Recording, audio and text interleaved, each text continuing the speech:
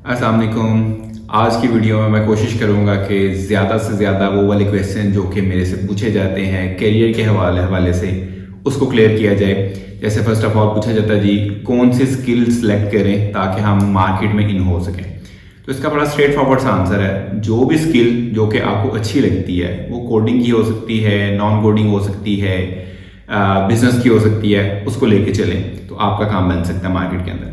अच्छा, मैं अगर बात करता हूँ कि कोडिंग की स्किल को कैसे इन्हांस किया जा सकता है या कौन सी लैंग्वेज में काम करें या क्या करें, ये बड़े सारे क्वेश्चन मेरे पास बार बार आते हैं। तो मैंने कुछ लोगों को पहले भी आंसर किया हुआ है इस चीज़ का कि फर्स्ट ऑफ ऑल अपनी एक एक स्किल को एक एक महीने का टाइम दें। उस टाइम देने का तरीका क्या है, लेट से अगर आप 7th सेमेस्टर में हैं या 8th सेमेस्टर में भी हैं तो एटलीस्ट 6 मंथ आपके पास हैं अभी, जिस पे आप प्रैक्टिस कर सकते हैं, जिसको आप कह लें कि तजर्बे कर सकते हैं और फाइनली एक स्किल सेट कर सकते हैं।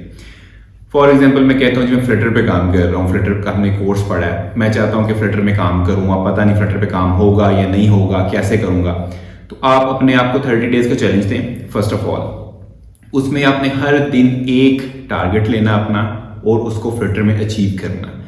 सबसे पहले लेट से मैं कहता हूँ, मैं चैट जीपीटी पे जाता हूँ, उसे कहता हूँ जी फ्लटर की बेसिक्स के मुझे 10 टास्क देता हूँ। वो बेसिक्स के 10 टास्क देंगे जो कि बड़े बेसिक होंगे। अब मेरे ख्याल से अगर आपने फ्लटर का थोड़ा सा भी किया हुआ है तो 2-2 4-4 घंटे में आप उसको सॉल्व कर लेंगे। आपने क्या करना है, आपने प्रॉब्लम्स देखनी है 10 पहले, आपने उसको सेट करना है, ठीक है जी पहली 5 मैं आज के दिन में करूँगा। आपने अपने लिंक्डइन प्रोफाइल्स बनाने हैं या जो भी प्रोफाइल आपके एक्टिव हैं उस पर जाकर अपने पोस्ट करना है कि जी 30 डेज चैलेंज विद फ्लटर। मैं अपने आप को 30 डेज का चैलेंज दे रहा हूँ। उसमें अपने पहले दिन का चैलेंज पोस्ट कर देना है डे 1 पे। 24 आवर्स के अंदर अंदर आपने जो भी चैलेंज किया आपने उसको कंप्लीट करना है। कंप्लीट हो जाए वेरी गुड, नहीं भी होगा इट्स ओके, कोई मसला नहीं है।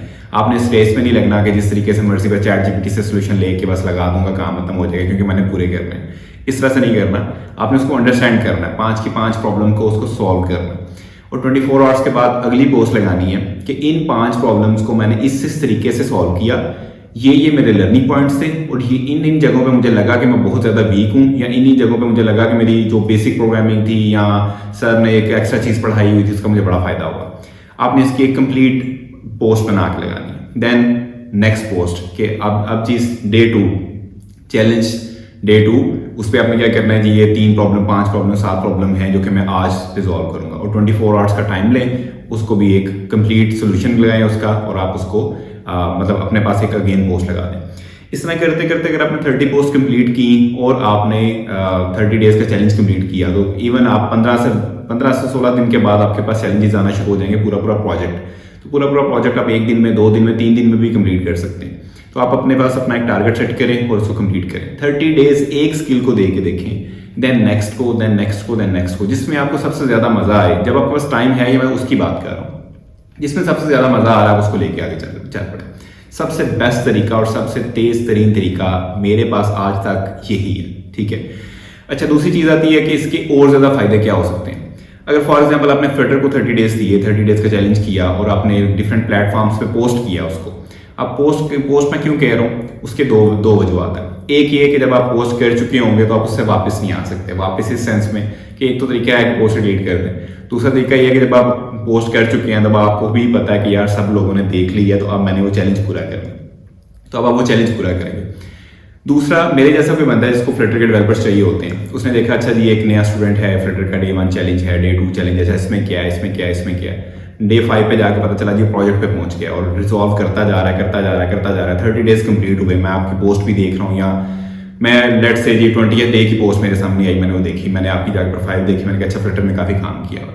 तो मोर लाइकली आपको हायरिंग की तरफ मैं लाजमी लेके जाऊंगा या आपको एक दफ़ा मैं चेक क्लास में करूंगा या मेरे जैसे और बड़े सारे लोग हैं जो जिनको फ्लटर के लोग चाहिए होते हैं। HR की पूरी कम्युनिटी है जो कि लिंक्डइन पे बैठी हुई है, तो बड़े सारे लोग हैं जो कि आप तक रीच आउट करेंगे, आपको बड़ा सारा बेनिफिट मिलेगा, तो डायरेक्ट जॉब्स मिलना स्टार्ट हो जाएंगे।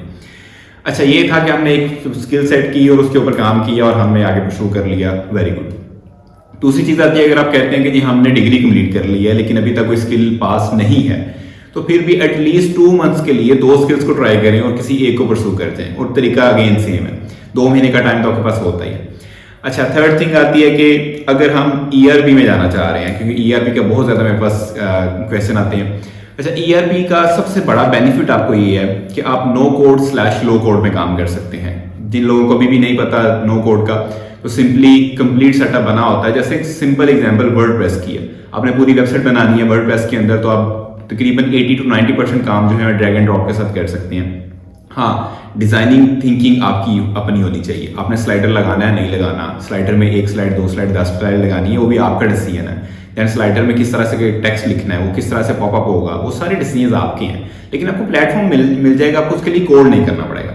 सेम लाइक आप ERP नेक्स्ट या ओडो पे चले जाएं, किसी पे भी चले जाएं जो कि लो कोड / नो कोड पे बनी हुई है, तो आप उस पर ये काम कर सकते हैं। अच्छा, अब इसका मतलब ये नहीं है कि आप कोई भी चीज़ बनाना चाहेंगे आप आराम से बना सकते हैं।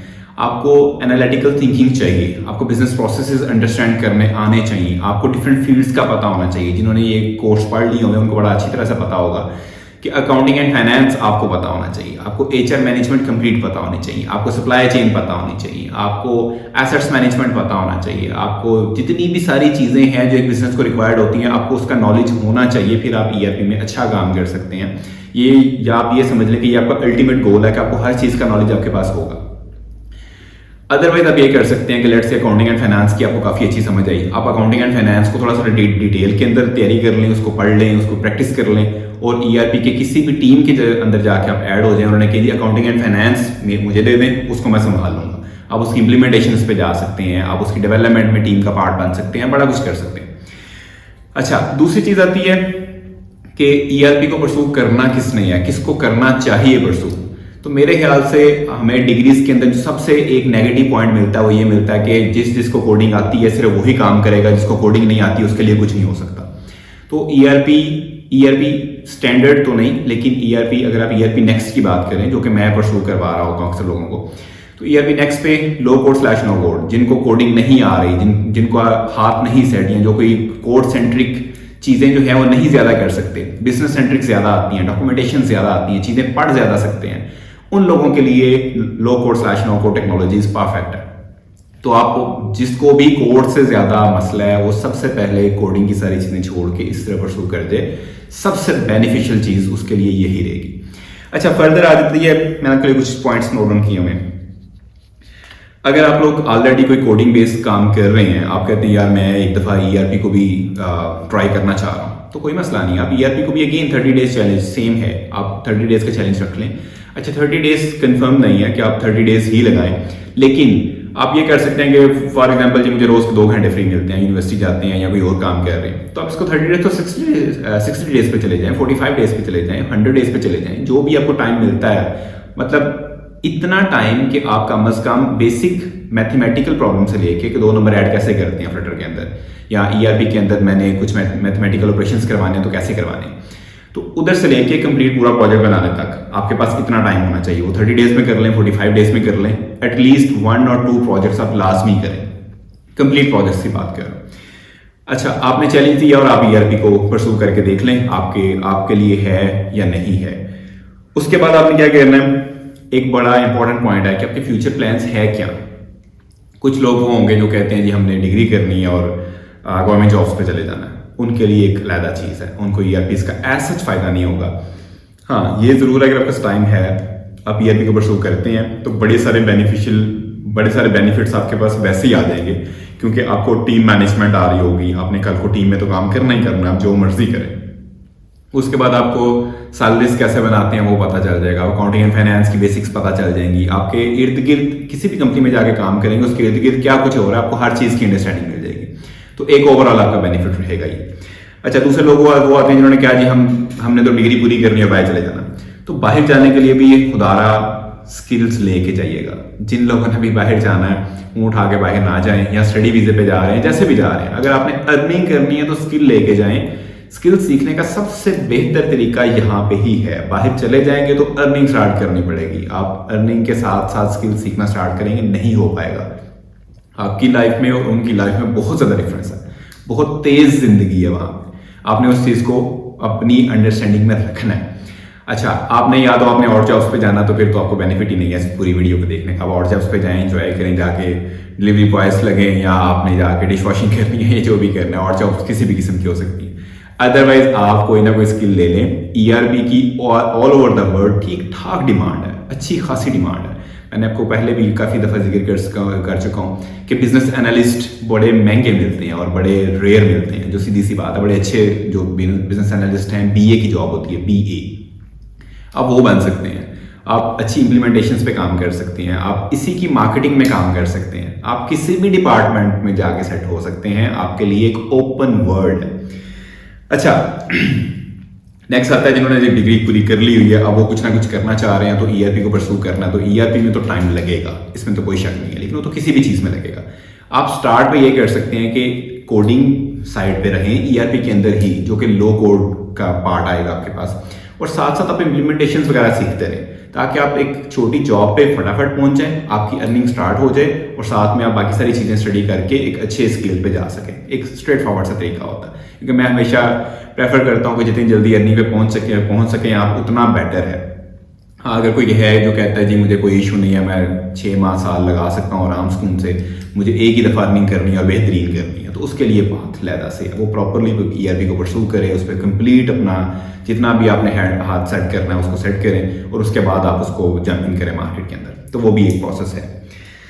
अच्छा, फर्दर आता है जी ओवरऑल ERP के फ़ायदे। मैंने काफ़ी सारे आपको बता दिए, कुछ चीज़ें मैं आपको जो है वो बता देता हूँ। जैसे अगर मैं मतलब पॉइंट वाइज अगर बात हूँ, ईजी है जंपिंग करने के लिए, low code no code technology है, बिजनेस एनालिस्ट बन सकते हैं, डॉक्यूमेंटेशन पे रह सकते हैं, सिर्फ इम्प्लीमेंटेशन पे रह सकते हैं, कल को इसी की मार्केटिंग में उतर सकते हैं। किसी भी डिपार्टमेंट का नॉलेज है उसको आप इसमें यूज़ करना चाहते हैं, कर सकते हैं। अगर आप अकाउंटिंग एंड फाइनेंस में अच्छे हैं, डू इट। अगर आप HR में अच्छे हैं, डू इट। किसी भी जगह पे किसी भी किस्म का काम करना है आप कर सकते हैं। तो डाइवर्स रेंज ऑफ पॉसिबिलिटीज़ है आपको ERP में लेके। अच्छा, फर्दर आता है जो सबसे बड़ा क्वेश्चन आप लोगों का बार बार आता है, चंद एक आता है, सारे हर एक का नहीं आता, कि अगर आप में से वो लोग जो कि अपना सेटअप बनाना चाह रहे हैं, आप चाह रहे हैं कि हम अपना सॉफ्ट हाउस बनाएं, या 3-4 लोग हैं ऑलरेडी मिलके काम कर रहे हैं, उनके लिए इस जैसा जेम दोबारा नहीं मिलेगा, ये याद रखिएगा। अगर आप ERP नेक्स्ट पे मूव करते हैं, सॉफ्टवेयर्स की तरफ मूव करते हैं, मार्केट से कोई भी छोटा मोटा सॉफ्टवेयर भी आपको ऑर्डर मिलता है, आप बड़ा इजीली इसके ऊपर डिजाइन कर सकते हैं और बड़े कमाल तरीके से कर सकते हैं। तो ये एक कंप्लीट प्रोसेस था, क्या करना है, कैसे करना है, क्या हो सकता है, क्या पॉसिबिलिटीज है। मेरे ख्याल से मैंने आपके ऑलमोस्ट सारे क्वेश्चन जो है क्लियर कर दिए। अच्छा, फर्दर आता है कि जी मेरे साथ अगर ऐड होना है तो कैसे होगा। मेरे साथ ऐड होने के लिए मैं आपको कॉन्टैक्ट डिटेल्स वगैरह कुछ ना कुछ दे दूंगा, आप वहाँ से आ जाए। मैं कोशिश करूंगा एक ऑनलाइन सेशन रख लूँ जिसमें आप लोगों के जितने भी क्वेश्चन आंसर्स हैं वो एक दफ़ा में क्लियर हो जाएं, ताकि आप लोगों को विजिट ना करना पड़े। उसके बाद जितने लोग इंटरेस्टेड हों वो मुझे विजिट कर लें, या जैसे भी करना है वो कर लें। मैं कॉन्टैक्ट डिटेल्स शेयर कर दूंगा, एक प्रोसेस शेयर कर दूंगा, वो आ जाएं। फर्स्ट 15 डेज में मैं डायरेक्ट टास्क दूंगा, कुछ भी सिखाऊंगा नहीं, टास्क दूंगा डायरेक्ट। जैसे मैंने जितने लोग मेरे साथ ऑलरेडी ऐड हुए हैं उनको मैंने ऐसे ही किया। आपको मैं टास्क दूंगा, ऑब्वियसली मुझे पता है आपकी कैपेबिलिटीज क्या है, आप कितने जोगे हैं, मुझे बड़ा क्लियरली पता है, तो मैं आपको टास्क उस हिसाब से ही दूंगा। आपने उन 15 दिन के अंदर मुझे वो टास्क करके देने हैं, 1, 2, 10, 20 जितने भी मैं टास्क दे रहा हूँ। जितनी जल्दी आप करके देंगे उतनी जल्दी आप मेरे साथ ऐड होने की रो के अंदर आ सकते हैं। अच्छा, मेरे साथ ऐड होके आपको क्या मिलेगा? फर्स्ट ऑफ ऑल वो लोग जो ऐड होंगे फुल कैपेसिटी के अंदर। फुल कैपेसिटी का मतलब ये है मुझे at least 5 to 6 hours per day they रहे होंगे, और उनकी कोडिंग स्किल्स, उनकी ERP की स्किल्स, उनकी सारी चीज़ें काफ़ी बेहतर है। काफ़ी बेहतर का मतलब मैं उनको प्रोडक्शन में किसी टीम के साथ एज अ जूनियर मेंबर लगा सकता हूँ।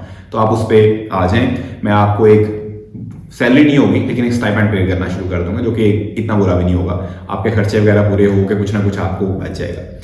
अच्छा, दूसरे वो लोग आएंगे जो कि सीखना चाह रहे हैं, जो कुछ ना कुछ परफॉर्म कर चुके होंगे 15 दिन में। जो परफॉर्म नहीं करेगा 15 दिन में उसको तो मैं ऑफर नहीं कर सकता कुछ भी, वेरी सॉरी टू से। लेकिन जो परफॉर्म कर रहे हैं लेकिन उतना अच्छा परफॉर्म नहीं कर पाए, तो उनके लिए मैं ये करूंगा कि 2 मंथ्स का प्लान या 3 मंथ्स का प्लान दूंगा, जिसमें वो प्रॉपरली लर्निंग करेंगे।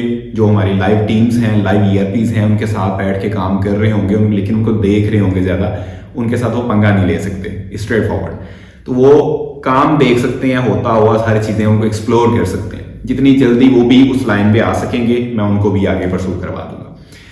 देन क्या होगा, लेट्स से मैं कहता हूँ जी एक बच्चा है जिसने मेरे साथ स्टार्ट किया, पहले उसने 1 मंथ लगाया, उसके बाद मैंने उसे कहा ठीक है टीम के साथ बैठना स्टार्ट करो, लाइव चीज़ें बनाना स्टार्ट कर दो। उसने लाइव चीज़ें बनानी स्टार्ट कर दी। अब उसका फ्यूचर क्या है? तो फ्यूचर में उसको हायरिंग प्रॉपर दे सकता हूँ। और अब हायरिंग डिपेंड करता है, आपकी सैलरी डिपेंड करती है कि आपको कितनी ज़्यादा ग्रिप है ERP के ऊपर। आप स्टेज 1 आप कहते हैं जी मुझे टास्क दें जो सा मर्जी, मुझे एलेबोरेट कर दें क्या करना है कैसे करना है, मैं फ़ौरन कर दूंगा। स्टेज 2 आप मुझे बताएं क्या मॉड्यूल बनाना है, रिक्वायरमेंट्स मुझे डायरेक्ट शेयर करें, मैं कंप्लीट बना दूंगा, ठीक है, क्योंकि रिक्वायरमेंट से सारा कुछ डिज़ाइन करना एक आर्ट है, हर एक नहीं कर सकता। स्टेज 3 आप कहते हैं जी 2 बंदों की टीम मुझे दे दें और मुझे पूरा मॉड्यूल दे दें, मैं पूरा डिज़ाइन करके दूंगा, मुझे कोई इशू नहीं। स्टेज 4 आप कहते हैं जी आप क्लाइंट को डायरेक्ट इंप्लीमेंटेशन ऑफर कर रहे हैं, मुझे साथ लेके जाएं, मैं आपकी मीटिंग्स में साथ आपके बैठूंगा, सारी चीज़ें साथ नोट डाउन करूंगा और इंप्लीमेंटेशन में प्रॉपरली आपकी हेल्प कर रहा हूँ, जिसमें टीम को क्या क्या इंस्ट्रक्शंस देनी है, रिक्वायरमेंट्स को डिज़ाइन कैसे करना है, सॉफ्टवेयर कंप्लीट डिज़ाइन कैसे करना है, उनकी ERP क्या कस्टम रिक्वायरमेंट्स क्या हैं, वो सारी चीज़ें मैं साथ साथ मैनेज कर रहा हूँ। स्टेज 5 क्या आती है कि आप कहते हैं जी सर मेरे साथ चलें क्लाइंट के पास, सारी चीज़ें मेरे साथ क्लोज करवाएं, लेकिन वो कंप्लीट इंप्लीमेंटेशन मैं साथ ही करवाऊंगा। उस साथ करवाने का मतलब ये है, स्टेज 4 और स्टेज 5 का मेजर जो डिफरेंस है कि स्टेज 4 में मेरी काफ़ी सारी इंटरेक्शन आपको रिक्वायर्ड होगी और स्टेज 5 के अंदर आप सिर्फ फिनिशिंग मुझसे करवा रहे होंगे, सर ये रिक्वायरमेंट्स थी, ये हमने बना लिया, इसको ओके करते हैं तो क्लाइंट को प्रेजेंट करते हैं, तो वो फाइनल चीज़ें सिर्फ मेरे से ओके करवा के प्रेजेंट करवा रहे हों और हम उस सारी चीज़ों को क्लोज करें। एंड अबव ऑफ एवरीथिंग अगर आप स्टेज 6 पे जाते हैं, जिस पे आप कहते हैं जी आप क्लाइंट बताएं, पहली मीटिंग पे साथ जाना तो चलें, अदरवाइज हम खुद मीटिंग करेंगे, 2 बंदों की टीम बना लें, 3 बंदों की टीम बना लें, इसी हमारी पूरी एक टीम के अंदर से हम पूरी मीटिंग खुद करेंगे, उसको खुद कंडक्ट करेंगे, पूरी ERP खुद डिज़ाइन करेंगे, आपको फाइनली चेक करवाएंगे और डिप्लॉय कर देंगे। आपका काम है सिर्फ हमें क्लाइंट्स देना। अच्छा, मुझे उसमें भी एतराज़ नहीं है, ये हर स्टेज आपकी सैलरी इंक्रीज कर रही होगी। मुझे 5th और 6th स्टेज में 5 और 6 नंबर स्टेज के अंदर मैं आपको शेयर्स भी दे सकता हूँ आपकी हर सेल के हर इम्प्लीमेंटेशन में। अच्छा, फर्दर आता है अगर आप कहते हैं खासतौर पर वो लोग जो टीम बना के साथ चलना चाह रहे हैं, मतलब टीम बना के सॉफ्ट हाउस बनाना चाह रहे हैं सिंपल, मैं उनको एक कंप्लीट ऑफर दे सकता हूँ जो कि मैंने ऑलरेडी बड़े सारे लोगों को दी है। दैट इज बेसिकली इंट्राप्रेन्योरशिप, जो कि कंपनी के अंदर एक कंपनी ऐड हुई होती है। आप आएँ, अपनी टीम बिल्ड करें, मेरे साथ ही ट्रेनिंग करें, सारा कुछ करें, ये स्टेजेस क्लियर करते हुए जिधर आपको जो समझ आती है कि 5वें स्टेज में पहुंच गए हैं, 6ठी पे पहुंच गए हैं, हम ये 4 लोगों की टीम लेदर, आप हमें सैलरियाँ ना पे करें या एक बेसिक सैलरी हमें पे करते रहें और हमें आप डायरेक्ट क्लाइंट लेके आएँ, आप हमारे साथ मिल के काम करें और हमारे साथ परसेंटेज सेट करें कि इतने % हमारा, इतने % आपका। आई डोंट केयर, मुझे वो भी करने को मंजूर है। मेरे डायरेक्ट कस्टमर्स को आपने परसू करना है, आप कर सकते हैं। मेरे फर्दर प्लान्स क्या हैं जिसमें आप कैसे सेट हो सकते हैं। अभी करंटली मैं प्रोडक्ट्स की बेस पे जा रहा हूँ, सर्विसेज मैंने काफ़ी डाउन कर दी हैं। सर्विसेज और प्रोडक्ट का डिफरेंस ये है, सर्विसेज मेरे पास एक बंदा आया, उसने सुपर स्टोर के लिए, उसके 50 सुपर स्टोर्स हैं पूरे पाकिस्तान के अंदर या किसी भी जगह पे, वो कहता है कंप्लीट मुझे उसका सेटअप बना दो, एक सेंट्रलाइज वेयर हाउस बना दो, सेंट्रलाइज सारा डाटा इकट्ठा हो रहा हो, एक ही ERP हो जो हर जगह पे चल रही हो और वही सारा कुछ कर रही हो। दूसरा मेरे पास कस्टमर आता है, वो कहता है जी हमारा जो है वो लोहे का काम है, हम सरिया बनाते हैं और पूरे पाकिस्तान में 6 फैक्ट्रियाँ हमारी, उन सबको हम सेंट्रलाइज करना चाह रहे हैं, एक ही ERP पे लेके आना चाह रहे हैं। तो पहली टोटल सुपर स्टोर था, दूसरा सरिया की मैन्युफैक्चरिंग थी, तीसरा हमारे पास आ जाता है लेट से पैकेजिंग फैक्ट्री आ जाती है, चौथी हमारे पास लेट से डिस्ट्रीब्यूशन आ जाती है। आपको मैंने केस स्टडीज बेतहाशा करवाई हैं। तो हर आने वाला क्लाइंट एक न्यू दुनिया होती है। तो दीज आर बेसिकली सर्विसेज, जिसमें आपको हर दफ़ा नया क्लाइंट मिलता है, न्यू इंडस्ट्री मिलती है, आपको उसको स्टडी करना पड़ता है, सारी चीज़ें आपको स्क्रैच से करनी पड़ती हैं। तो ये होती हैं सर्विसेज। प्रोडक्ट क्या होती है, जैसे हमारी सबसे पहली प्रोडक्ट जो ऑलमोस्ट फिनिशिंग पे है, इंशाल्लाह बहुत जल्दी हम उसको लॉन्च करेंगे। दैट इज़ बेसिकली डीलरशिप्स के लिए, जितनी भी ऑटोमोबाइल डीलरशिप्स हैं, जैसे आपको फाइनल में भी क्वेश्चन आया था, तो automobile dealership Hyundai, Toyota, Honda, ये सारी भी हैं, जितनी भी डीलरशिप्स हैं पूरे पाकिस्तान में, मोर देन 5000 डीलरशिप्स हैं। उनके पास अभी तक कोई अच्छा सॉफ्टवेयर नहीं है विद इन पाकिस्तान, और इंटरनेशनल मार्केट में भी काफ़ी अच्छे प्लेयर्स भी हैं, लेकिन हम उसको एक कंप्लीट ERP बना के देने जा रहे हैं, जिसको हम ऑल ओवर द वर्ल्ड लेके चलेंगे। सबसे पहले पाकिस्तान में लॉन्च करेंगे, देन हम आहिस्ता आहिस्ता ऐड करना स्टार्ट करेंगे। जैसे ही मेरी ये प्रोडक्ट कंप्लीट होती है तो एटलीस्ट मुझे 3 की टीम तो चाहिए ही चाहिए, जिसको मैं इसी प्रोडक्ट पे सारा कुछ ट्रेन करूँ, फाइनल सारी चीज़ें उसको सिर्फ इसी प्रोडक्ट की पता हो और इसी प्रोडक्ट को ही मैनेज करें, इंप्रूव करें, न्यू चीज़ें ऐड करते रहें, न्यू चीज़ें स्टडी करते रहें, हर न्यू आने वाली चीज़ को इसके अंदर ऐड करें, डाइवर्स रेंज सिर्फ एक ही फील्ड के अंदर ऐड करें। उसके बाद आते हैं हमारे पास वो लोग जो थोड़ा सा बिजनेस ओरिएंटेड होंगे, ज़रा बिजनेस में अच्छा काम कर सकते हैं, बोल सकते हैं अच्छा, या गर्ल्स स्पेसिफिकली जो कॉल्स अच्छी ले सकती हैं, जो कम्युनिकेशन अच्छी कर सकती हैं, ईमेल्स अच्छी कर सकती हैं, मार्केटिंग में अच्छा काम कर सकते हैं, उन लोगों को मैं इसी प्रोडक्ट की मार्केटिंग पे भी ऐड कर रहा हूँ। तो 2 लोग मुझे वो भी रिक्वायर्ड होंगे, तो 5 लोगों की टीम मैं जूनियर के साथ ऐड कर सकता हूँ, first of all. Second thing is, इसी तरह के 2 से 3 प्रोडक्ट्स और पाइपलाइन में हैं ऑलरेडी, तो आप उनमें भी इसी तरह रेप्लिकेट हो सकते हैं। 5-5 की टीम मुझे वहां पे भी चाहिए। फर्दर मैं खुद जो है सर्विसेज पे हमेशा रहूंगा, तो मुझे न्यू बिजनेसेस को ERPs इंप्लीमेंट करते रहना है। मुझे मेरा अपना प्लान यही है, तो आप उधर भी ऐड होना चाहेंगे तो मेरे पास अनलिमिटेड पॉसिबिलिटीज हैं। तो this is the complete scenario, complete plan. मैंने कोशिश की है कि आपके मैक्सिमम क्वेश्चंस को क्लियर कर दूं, सारी चीज़ें क्लियर कर दूं, ताकि आप इजीली काम कर सकें। फर्दर सेशन क्या होगा, कब होगा, वो मैं कोशिश करता हूँ आपको साथ ही अनाउंसमेंट दे दूँ, या कुछ देर बाद अनाउंसमेंट दे दूंगा, आप उसको चेक कर लीजिएगा। मुझे कैसे कांटेक्ट करना है वो आपको बता दूंगा, वो सारे प्रोसीजर आपको साथ साथ पता चलते रहेंगे। आई थिंक स्टेज 1 इज एक सेशन रख लेंगे जिसमें जितने लोग ऐड होना चाहें वो ऐड हो जाएंगे, क्वेश्चन आंसर हमारे लाइव हो जाएंगे, हम सारी चीज़ें क्लोज कर लेंगे। फर्दर हम जितने भी लोग आगे परस्यू करते जाएंगे, उनको 15 डेज में कैसे काम करना है हम उसको करते जाएंगे। अच्छा, वन लास्ट थिंग, जितने लोग घर से बैठ के भी काम करना चाहें, आई डोंट केयर, घर से बैठ के काम करें। स्पेशली फॉर द गर्ल्स, अगर आप घर से बैठ के काम करना चाहें मुझे कोई इशू नहीं है। Even during your first 15 days आप उसमें भी घर से बैठ के काम करना चाहें, मुझे कोई मसला नहीं है। लेकिन जितनी ज़्यादा इंट्रैक्शन रखेंगे उतना ज़्यादा बेटर रहेगा ड्यूरिंग लर्निंग, स्पेसिफिकली लर्निंग। तो फिजिकली आ सकें वेरी गुड, नहीं आ सकते लाइव मेरे साथ अगर घर से भी बैठ के काम कर रहे हैं तो मेरी इंट्रैक्शन ज़्यादा से ज़्यादा रखें, ताकि आपकी ज़्यादा से ज़्यादा लर्निंग और जल्दी से जल्दी आप मार्केट में जा सकें। तो दैट्स इट। आई थिंक मैंने आपके सारे क्वेश्चंस क्लियर किए हैं, पूरी कोशिश की है। वैसे ये वीडियो काफ़ी ज़्यादा लेट हो गई है, मैंने आपको बड़ी जल्दी सेंड करनी थी, but I think this is the time, right time. तो लेट्स एंजॉय योर ईद। जो लोग ईद से पहले देखेंगे और जो लोग ईद वाले दिन ईद के बाद देखेंगे उनके लिए खिलाता, और स्पेशली वो लोग जो ईद पे या ईद से पहले देख रहे हैं, हमारे गाज़ा को और फ़लस्तीन को दुआ में याद रखिएगा, लाजमी याद रखिएगा। हम ईद मना ज़रूर रहे हैं लेकिन बहुत बुरे हालात में, तो हमें भी याद रखिएगा दुआ में। अल्लाह पाक आप लोगों के लिए आसानियाँ करे और हम इंशाल्लाह दोबारा मिलेंगे। थैंक यू सो मच, अल्लाह हाफिज़।